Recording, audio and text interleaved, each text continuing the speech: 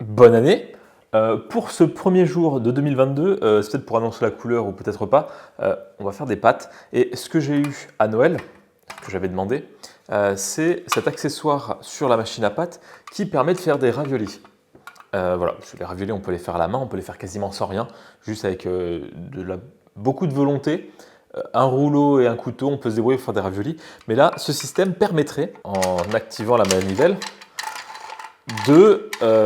d'accélérer le processus, pas très bien nettoyé tout ça, et de faire des raviolis assez rapidement. Donc je vais voir si c'est efficace. Je vais faire des raviolis pour 8, donc 2 fois pour 4, avec 2 farces différentes. Une farce assez classique, ricotta, petite chose sympa, et une autre farce un petit peu ambiance poulet rôti. J'ai envie de voir le gain de temps et de galère en moins avec ça que ça peut donner.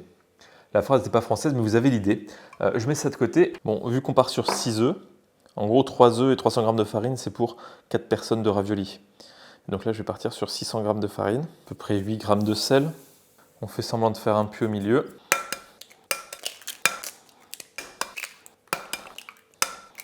Et je précise juste que je vais en congeler une bonne partie. Et donc là, grâce au laminoir, c'est la seule étape qui va être un petit peu sportive. Le reste devrait être assez simple. Heureusement, je vais le faire bien, je vais faire le cliché. Et là, je me donne du boulot en plus, parce que y a moyen que ça en foute un peu plus partout dans un saladier, parce que mine de rien, l'invention du saladier, c'est pas mal. C'est un contenant qui permet justement que ça déborde pas. Un truc plat, c'est pas la même chose. Voilà, ça commence à être un petit peu mieux. Bon, voilà la pâte, bien ferme.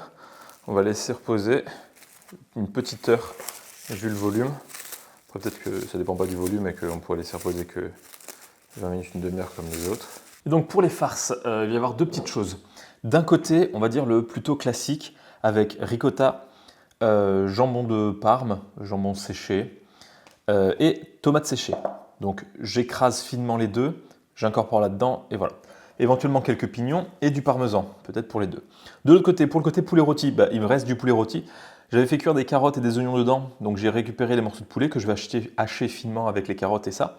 Du comté, histoire de faire une petite embouille, et éventuellement avoir après la texture que ça a, soit un petit suisse, soit quelque chose pour essayer de compacter le tout.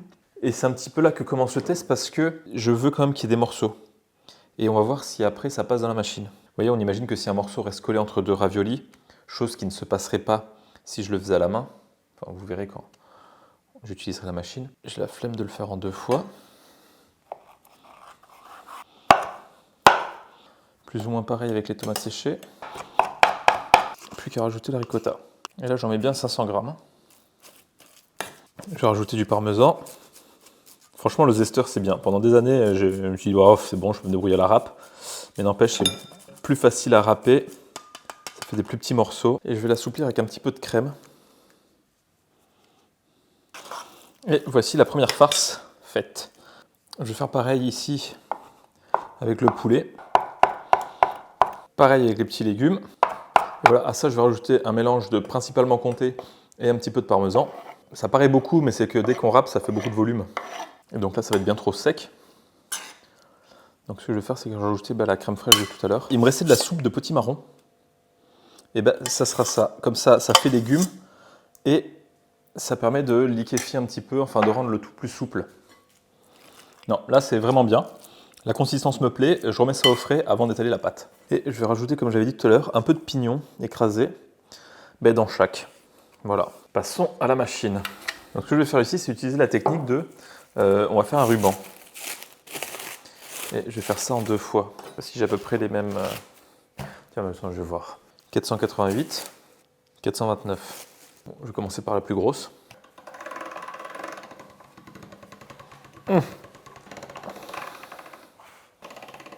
Et donc c'est après le premier passage, comme ça, que je vais accrocher les pâtes ensemble.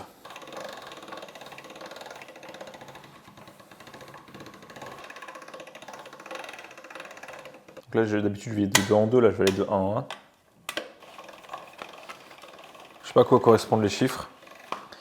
Bon, c'est lié à l'épaisseur, évidemment, mais je sais pas dans quelle mesure ça... Et c'est là que ça commence à devenir un petit peu galère. Je sais pas si ma technique est la meilleure. Voilà, on a bien dû faire 2 tours, comme dans le Seigneur des Anneaux. Sans qu'il me reste encore un cran, et ça commence à être long. Donc vous voyez là, pourquoi j'avais pas envie de le faire à la main. Voilà, dernier cran. Bah, franchement, cette technique, elle est vraiment bien, de ruban. Ah voilà. Ouh. Voilà, les 2 km de pâte. Et donc, voilà, donc là, ce que je disais, ce qui est bien avec cette technique, c'est qu'à la fin, on a quelque chose qui est bien coupé, droit.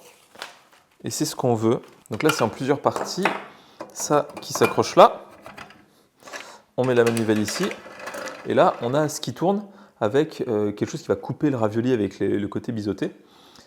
Là, 2 rouleaux sur lesquels vont aller la pâte, qui va aller dedans. Et après, on met ça. Dans quel sens? Peut-être c'était comme ça finalement. Voilà. Et là, la farce va aller dedans, une fois qu'il y a la pâte. Donc là, ce que je vais devoir faire, c'est prendre les 3 km de pâte, trouver à peu près le milieu. Là, voilà. J'enclenche ça dedans. On va peut-être louper les premiers raviolis. Je passe une feuille d'un côté. Hop. Et normalement, les raviolis vont sortir par en dessous.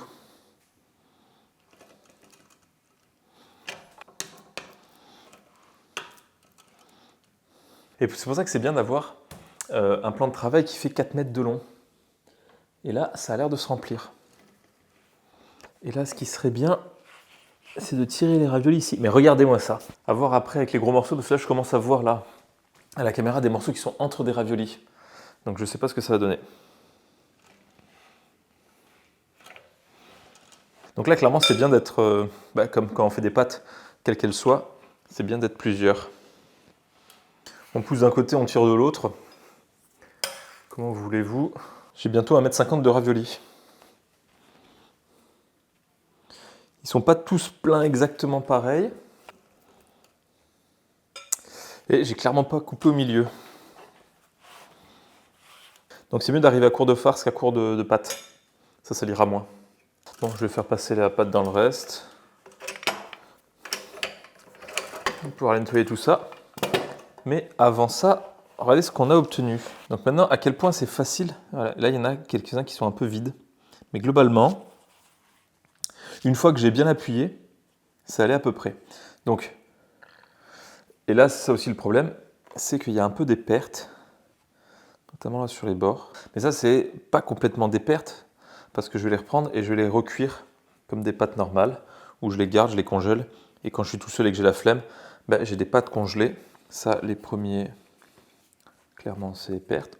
Et ici, est-ce que je peux tirer ça tout seul? Non. Une fois que j'enlève une ligne, je peux enlever le séparateur, et pareil, le séparateur, ça va être avec les pâtes à cuire comme ça. Allez, le temps de les découper et tout, 20 minutes. J'en ai fait, il y en a combien là? 40 x 2, 80, plus, ouais, 80, on va dire 85 si on enlève les pertes. On peut se débrouiller pour en faire 85. En 20 minutes, je trouve que c'est quand même plutôt correct. Mais il y en a qui sont bien pleins. Et les remplir comme ça à la main, pour en avoir fait, c'est quand même plutôt compliqué. On prend les mêmes et on recommence. Et je crois que j'ai fait un peu trop de farce. Pour les ravioles, lit. Je trouve bien quelque chose à faire avec.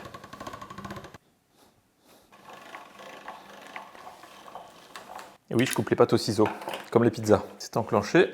Je vais mettre la même farce que tout à l'heure, comme ça je finis avec ça et je me rajouterai le poulet en cours de route. Ce que j'aurais dû faire, c'est faire ça au bord de la table et récupérer plus bas. Voilà, le dernier niveau, pertes et profits. Résultat des affaires. Ici, sur 4 niveaux, j'ai des raviolis et pour 2 personnes. Donc on a à peu près 8 portions. Certains étages un peu plus petits que d'autres. Je vais mettre au congélateur. Il ne faut peut-être pas que je congèle tout d'un bloc. Mais j'ai un tout petit congélateur, donc je ne peux pas tous faire un peu comme je veux. Là, ce que j'ai, c'est des petits raviolis que je vais garder pour faire cuire maintenant. Certains au poulet, d'autres à l'autre garniture. Et là, les restes, les pertes, semi-pertes. Voilà. Donc les raviolis pas remplis du départ, j'en ai mangé quelques-uns, certes. Et les pâtes, hop, qu'on peut encore séparer. Et bien, ça se mange comme des pâtes. Vous dites, j'ai des tagliatelles coupées un peu bizarrement. Ça passe. De toute façon, encore une fois, tout dépend de l'intitulé. Petits raviolis. Bon, il y en a qui sont un peu pleins d'air. On va voir ce que ça donne. J'égoutte ça et je peux passer à table, enfin. Il faut que j'ai la star du jour à côté de moi. Peut-être qu'il se dit la même chose. Donc là, c'est pas le plat le plus glamour parce que là, c'est juste pour goûter, parce que la technique, ça va. Il y avait de l'air dans certaines, elles ont gonflé, rien n'a éclaté. Alors que, bon, vous avez vu un peu comment ça a été fait. Là, il faut que je fasse le tri entre celles qui sont un peu vides, celles qui sont clairement vides, les déchets du départ, celles qui sont bien pleines. Ça, au goût, c'est super bon.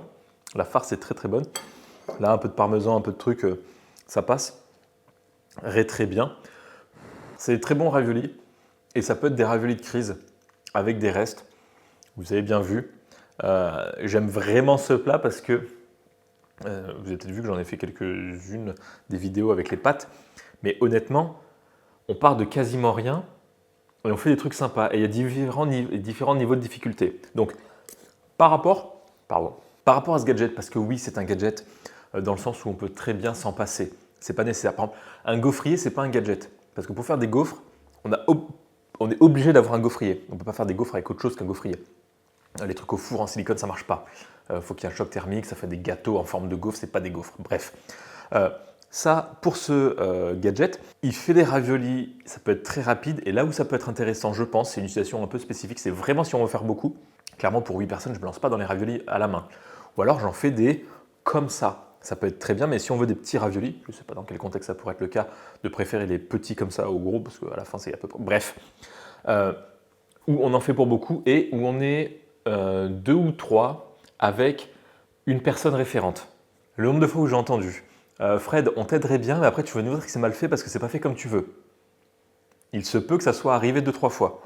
Avec cet appareil, on peut répartir les tâches et quelqu'un tourne la manivelle, l'autre appuie, on tire et toutes les étapes sont devenues beaucoup plus simples et à la portée de tout le monde, sachant que c'est pas non plus très compliqué de faire ravioli, mais pour la personne qui est pleine de bonne volonté mais qui se dit très gauche, ça peut être facile de commencer avec ça.